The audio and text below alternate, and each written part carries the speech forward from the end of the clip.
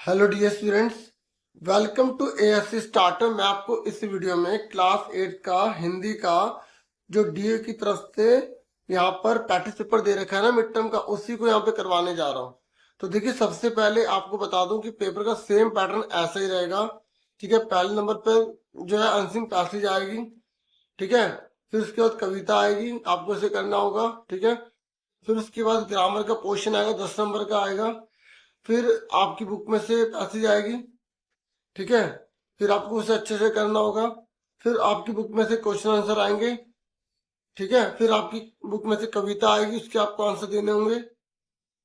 फिर उसके बाद फिर से क्वेश्चन आंसर आएंगे, आपको करने होंगे।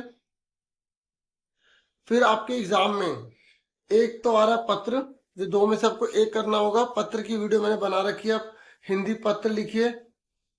ठीक है, और एएससी स्टार्टर लिखिए, आपको वो वीडियो मिल जाएगी। ठीक है, तो 6 हो 7 हो 8 हो सब में वो पैटर्न बता रखा है, अच्छे से काम आएगी।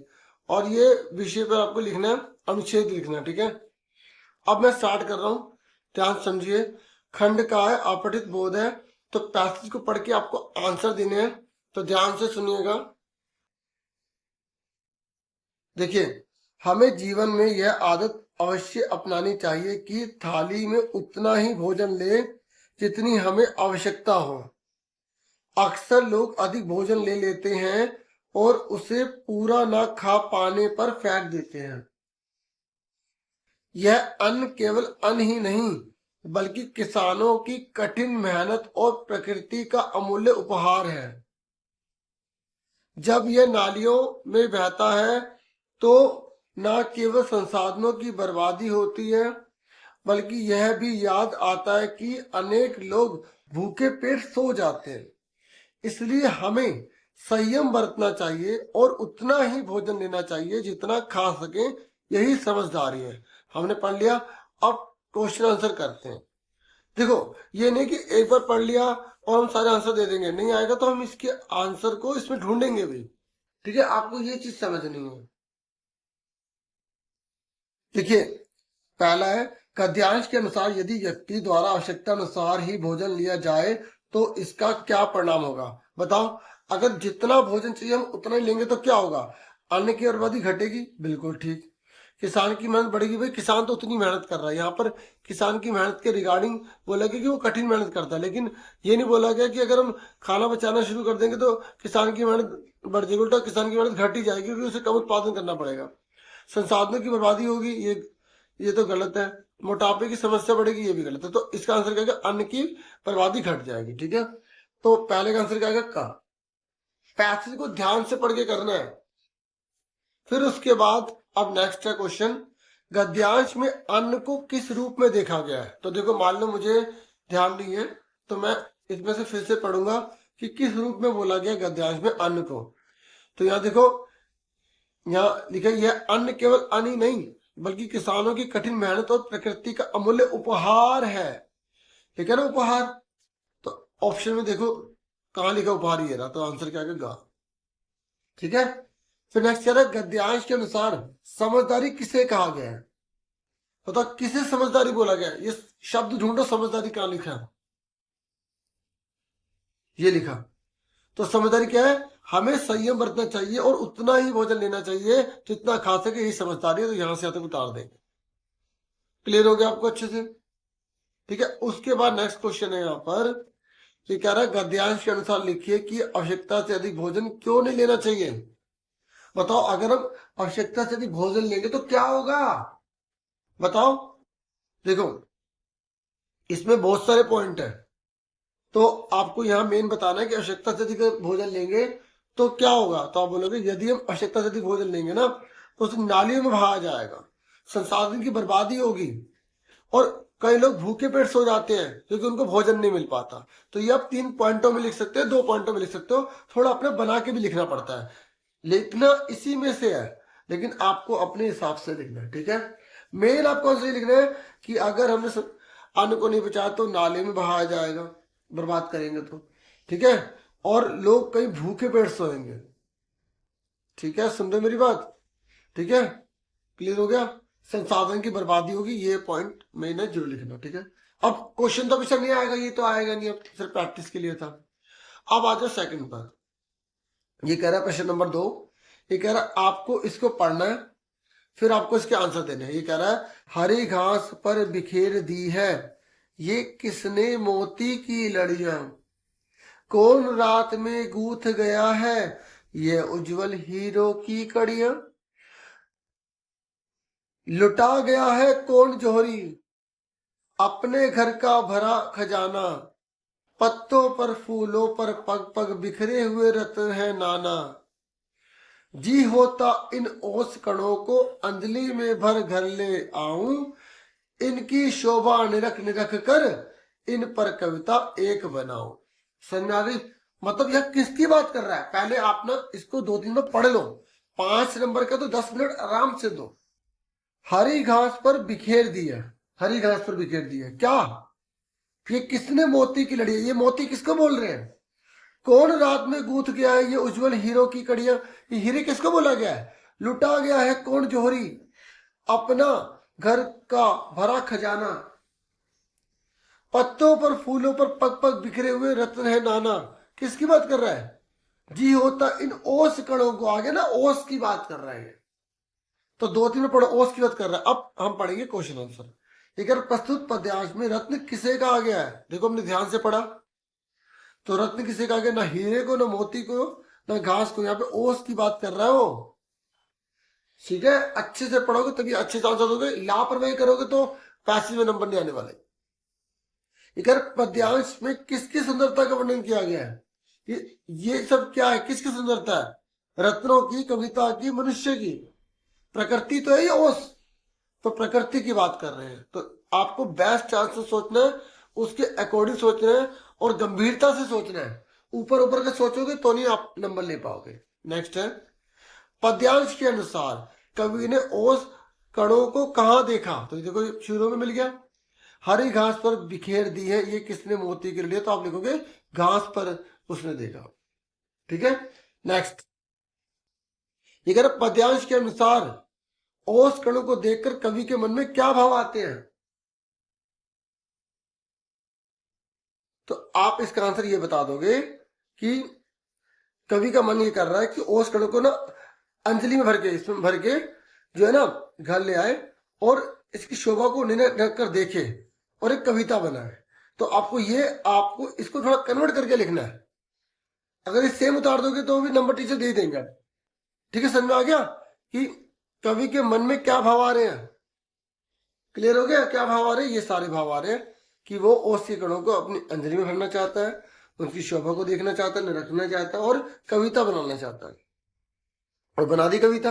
अब आ जाओ खंड खा पर, व्याकरण है। तो आप देखो ये व्याकरण है ना, ये केवल एग्जाम्पल के तौर पर है, इसको डीपली पढ़ना, क्योंकि अभी 7वीं क्लास का जो पेपर हुआ था उसमें काफी टफ डीपली क्वेश्चन आए थे, तो वही बच्चा कर पाया जिसने बहुत अच्छे से ग्रामर पढ़ी है। संख्यावाचक विशेषण कौन सा है? 5 किलोग्राम। ठीक है, तो मैचिंग करनी है। परिमाणवाचक विशेषण कौन है? जिसमें मात्रा बताई जाती है कुछ। गुणवाचक विशेषण कौन है? घना। देखो विशेषण के 4 भेद होते हैं, अच्छे से करना, और यहां पर एक नहीं दे रखा सार्वनामिक, तो सब अच्छे से पढ़ना। जब विशेषण सर्वनाम की विशेषता की तरह यूज होता है ना, तो वो होता है। तो आप ये सारे अच्छे से करो, अच्छे से एक एक डीपली पढ़ो इनको। अभी कह रहे निर उपसर्ग से एक शब्द बनाओ, तो निर्जन है, ऐसे निर्जल। ठीक है, निर्धन। तो इस तरीके से बहुत सारे वर्ड बना सकते हो निर से। तो आपके एग्जाम में उपसर्ग प्रत्यय आ रहे हैं, तो उपसर्ग प्रत्यय से जितनी प्रैक्टिस कर सकते हो करो। बाकी अब मेरी वीडियो भी देख सकते हो, उपसर्ग लिखो, ASC स्टार्टर लिखो, वीडियो मिल जाएगी जिसमें बहुत सारे बता रखे मैंने। नहीं तो आप कहीं से भी देख सकते हैं, प्रैक्टिस करनी है ना आपको। अगर आज यहां कल वहां चले, दी गई पंक्ति में क्रिया शब्द पहचानना है। तो क्रिया मतलब काम, पढ़ना खिला नबी ने गाना बोला मुस्कुराना, काम, कोई भी काम जो होता है वो क्रिया होते हैं। तो चले क्रिया है। विदुषी शब्द का लिंग बदलो, विदुषी का विद्वान होता है, ऐसी हो सकता है आपके एग्जाम में टफ दे दे, सम्रागी दे दे। सम्रागी का क्या होता है? सम्राट होता है। ठीक है, तो आप अच्छे से करो। देखो लिंग बदलने की बात हो रही है, जैसे माता का पिता, भाई का बहन। अगर वचन बदलने की बात होगी तो वचन बदलना पड़ेगा। स्वर्ण का तद्भव रूप लिखना है। देखो स्वर्ण ये ना शुद्ध भाषा में होते हैं, संस्कृत की तरह होते हैं, और तद्भव मतलब लोकल जो हिंदी में यूज किए जाते हैं। तो स्वर्ण को सोना बोला जाता है। ऐसे आपके कोर्स में हो सकता है हाथ लिखा आ जाए और उसको बोलेगा तो हस्त हो जाएगा। दूध लिखा है तो दूध को दुग्ध आ जाए। ठीक है, ऐसे शब्द आ सकते हैं। दुर्गंध शब्द का विपरीत शब्द बताइए। दुर्गंध का क्या होता है? सुगंध होता है। ठीक है ना, सामने लकड़ी की एक चौखट पड़ी रहती है, रेखांकित शब्द का वचन बदलना है तो लकड़ी का लकड़ियां हो जाएगा। फिर द्वंद समास में दोनों शब्द प्रधान होते हैं, सत्य या सत्य, तो बोलोगे ट्रू है, सही है। देखो समास के सारे भेद अच्छे से कर लो, सुन रहे हो? तो द्वंद समास में दोनों की वैल्यू बराबर होती है। जैसे माता पिता, तो आंसर होगा माता और पिता, दोनों वैल्यूएबल होते हैं, कोई किसी से कम नहीं है।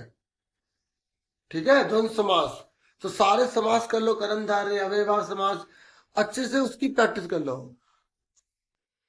समझ में आ गया? अब आ जाओ आप खंड ग पर, जिसमें पाठ्य पुस्तक से आपकी, देखिए प्रश्न नंबर 4 है, तो इसको पढ़ना है फिर आंसर देने हैं। एकाएक बस रुक गई, मालूम हुआ कि पेट्रोल की टंकी में छेद हो गया है। ड्राइवर ने बाल्टी में पेट्रोल निकालकर उसे बगल में रखा और नली डालकर इंजन में भेजने लगा। अब मैं उम्मीद कर रहा था कि थोड़ी देर बाद बस कंपनी के हिस्सेदार इंजन को निकालकर गोद में रख लेंगे और उसे नली से पेट्रोल पिलाएंगे, जैसे माँ बच्चे के मुंह में दूध की शीशी लगाती है। बस की रफ्तार अब 15-20 मील हो गई थी। मुझे उसके किसी हिस्से पर भरोसा नहीं था। ब्रेक फेल हो सकता है, स्टीयरिंग टूट सकता है। प्रकृति के दृश्य बहुत लुभावने थे। फर्स्ट वाला चैप्टर पढ़ा ना आपने? ठीक है। दोनों तरफ हरे भरे पेड़ थे जिन पर पक्षी बैठे थे। मैं हर पेड़ को अपना दुश्मन समझ रहा था। समझ आगे? आपने अच्छे से चैप्टर पढ़ा है। अब इसी के बेस पर आंसर करते हैं। तो पहला यहाँ पर है कि गद्यांश के अनुसार बस क्यों रुक गई थी, बताओ। ड्राइवर के थकने के कारण, ये नहीं बताया। सामने पेड़ आने के कारण, ये भी नहीं है। ब्रेक फेल हुई, ऐसा भी नहीं था। पेट्रोल ना होने के कारण, क्योंकि पेट्रोल की टंकी जो है वो क्या होती थी, आपने यहाँ पे पढ़ा है कि उसमें छेद हो गया था। ठीक है, फिर नेक्स्ट है गद्यांश के अनुसार बस की हालत कैसी थी, बोलोगे जर्जर, बहुत खराब हालत थी। ये कह रहे गद्यांश के अनुसार रास्ते के दोनों तरफ क्या दिखाई दे रहे थे, लुभावने लग रहे थे ना। तो दोनों तरफ क्या थे, हरे भरे पेड़ थे। तो पैसेज को ध्यान से पढ़ के करना। वैसे ये बुक की है तो हो सकता है इसमें आंसर ना भी मिले एग्जाम में जो आ जाए। आपने चैप्टर पढ़े होने चाहिए अच्छे से, बाकी यहाँ तो लिखा ही था। लेखक ने इंजन में पेट्रोल डालने की प्रक्रिया की तुलना किससे की, माँ द्वारा दूध पिलाने से। ठीक है, ये हमने आसानी से देखा। अब देखो ये बुक के क्वेश्चन है, ये इसमें मैं आपको आंसर यहाँ शो नहीं कर रहा। ठीक है, तो ये आप बुक से आराम से करेंगे। मैं यहाँ पर जो एमसीक्यू वाले हैं वो सारे डिस्कस कर रहा हूँ। ऐसे ही आपकी किताब में से लिए गए हैं, अच्छे से करना, प्रैक्टिस कर लो, देख लो, आइडिया ले लो कैसे कैसे क्वेश्चन आए हैं, और हमेशा क्वेश्चन नए बनकर आएंगे। ठीक है, उसके बाद क्योंकि देखो हिंदी में एक ही छुट्टी थी, इसलिए मैंने पहले हिंदी की वीडियो बना दी। मैथ्स की आपके लिए धीरे धीरे वीडियो लेकर आ रहा हूँ मैं। ठीक है, प्रश्न नंबर 7 है, ये आपको काव्यांश दिया गया है, आपकी बुक में से है। अभी भी झड़ती हुई पत्ती, थामने को बैठा है हाथ एक, मतलब उम्मीद लगा रहे हैं। अभी भी भीड़ है स्टेशन पर, अभी भी एक रेलगाड़ी जाती है गंतव्य तक, जहां कोई कर रहा होगा प्रतीक्षा। अभी भी कहता है कोई किसी को, जल्दी आ जाओ कि अब सूरज डूबने का वक्त हो गया। ठीक है, अब बताओ किस भाव की बात कर रहे हैं, निराशा, उदासी, विषाद या उम्मीद? उम्मीद की बात कर रहे हैं ना। ध्यान से अगर नहीं पता लग रहा ना एक बार में, तो 2-3 बार पढ़ो कि किस भाव की बात हो रही है। अभी भी झड़ती हुई पत्ती, थामने को बैठा है हाथ एक, तो उम्मीद को दिखा रहा ना। बाकी बुक का है तो आपने पढ़ा ही होगा।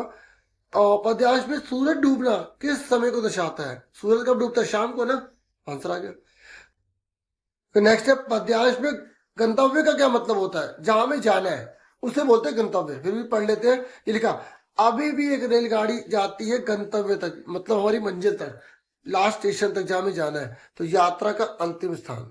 ठीक है, फिर कह रहा अभी भी झड़ती हुई पत्ती, थामने को बैठा है हाथ एक। पंक्ति का मतलब क्या है, मतलब कठिन समय में भी कोई सहयोग करने वाला है, हमारी मदद करने वाला है। और वैसे भी देखो 3 बिल्कुल अलग से लिखे हुए हैं, उल्टी सीधी लिखी है और ये बिल्कुल इसके अकॉर्डिंग है। तो ऐसे भी आप कर सकते हो। फिर देखो आपकी बुक में से फिर से क्वेश्चन आंसर आएंगे कविता वगैरह में से, ध्यान से देख लो कैसे कैसे क्वेश्चन आए हैं। आपको इन्हें पढ़ना है, अच्छे अच्छे इसके आंसर देने हैं, ठीक है। और मुझसे पॉसिबल हुआ तो मैं इसके आंसर ले आऊंगा अलग से वीडियो, ठीक है। ये सारे क्वेश्चन है, लेकिन ये सेम नहीं आएंगे, प्रैक्टिस के लिए नहीं यूज कीजिए। और फिर इसके बाद रचनात्मक लेखन है, पत्र है, दो में से आपको एक करना होगा, ये करो या ये करो। तो देख लो पत्र का पैटर्न अच्छे से करो, क्योंकि पत्र का पैटर्न गलत करते तो नंबर कट जाएंगे। तो पत्र हिंदी ऐसे स्टार्टर लिख के वीडियो देख लो, आपको बहुत बेनिफिट मिलने वाला है, ठीक है। और एक विषय पे लिखना है, अनुच्छेद आपको 100 शब्दों में लिखना है। जैसे यहाँ लिखा अनुशासन का महत्व, मेरी दिल्ली, स्वतंत्रता दिवस, कोई एक लिखना है आपको। जैसे अनुशासन का महत्व लिखोगे, अनुशासन का हमारे जीवन में बहुत महत्व होता है, बिना अनुशासन के कोई भी व्यक्ति जीवन में सफल नहीं हो सकता। अनुशासन का अर्थ होता है जो व्यक्ति समय पर काम करता है, हर काम जो है जिसके जो नियम बने हुए उसके अनुसार उसका पालन करता है।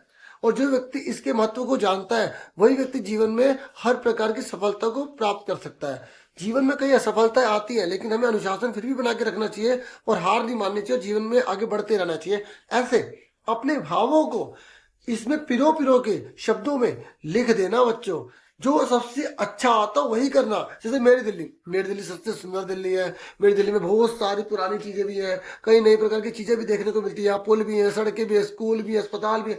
जो मन में आए अपने भावों को शब्दों में पिरो के लिख देना, इतना अच्छा करना कि टीचर कहे वाह वाह। तो इतना ही था इस वीडियो में, अपना पूरा पूरा ध्यान रखें। Thank you for watching and listening carefully. Take care dear students.